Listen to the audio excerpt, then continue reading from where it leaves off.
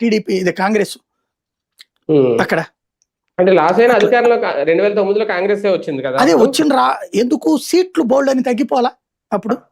కరెక్టే. అంటే అప్పుడు కూడా చిరంజీవి సార్ సామాజిక మార్పు అనే నినాదంతోనే వచ్చారు. అప్పుడు కూడా ఎగ్జిట్ పోల్స్ ఇలాగే చెప్పినాయి, వైసీపీ గెలుస్తుంది, సారీ కాంగ్రెస్ పార్టీయే గెలుస్తుంది అనేది అప్పుడు ఎగ్జిట్ పోల్స్ చెప్పిన మాట.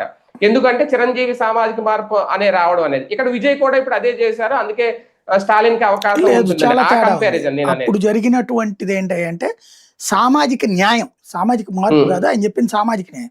100 మందికి బీసీలకు ఇచ్చారు టికెట్, అన్ని ఓడిపోయారు వాళ్ళు, గెలిచిందేం లేదు అక్కడ. మరి ఆ ఏరియాలో రావాలి కదా సామాజిక న్యాయం అంటే. లెక్క ప్రకారం బీసీ ఏరియాల్లో చిరంజీవికి రావాలి, బీసీలకు 100 టికెట్లు ఇచ్చాడు కాబట్టి. కానీ సాధించలేదు ఆయన, తెలుగుదేశాన్ని ఇచ్చేల్చలే ఆయన, కాంగ్రెస్ ఓట్లే చీల్చాడు.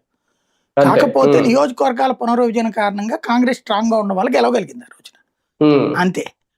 ఇప్పుడు ఇక్కడ తమిళనాడు సీన్ చూసుకుంటే ఏంటంటే ప్రభుత్వ వ్యతిరేకత తీవ్రంగా ఉన్నట్టు కనిపించటం లేదు బేసిక్ గా మనకి అక్కడ పరిస్థితి.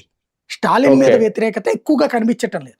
పైగా స్టాలిన్ ఏం చేశాడంటే చిన్న చితకా పార్టీలు కూడా 1,00,000 ఓట్లు 5 లక్షల ఓట్లు వస్తాయన్నోని కూడా చేర్చేసుకున్నాడు పార్టీ కూటమిలోకి. 21 పార్టీల సంకీర్ణం అది ఇప్పుడు. అందుకే ఐఎన్టీఏ కాదు అది, ఇక్కడ సెక్యులర్ ఫ్రంట్ అనమాట అది.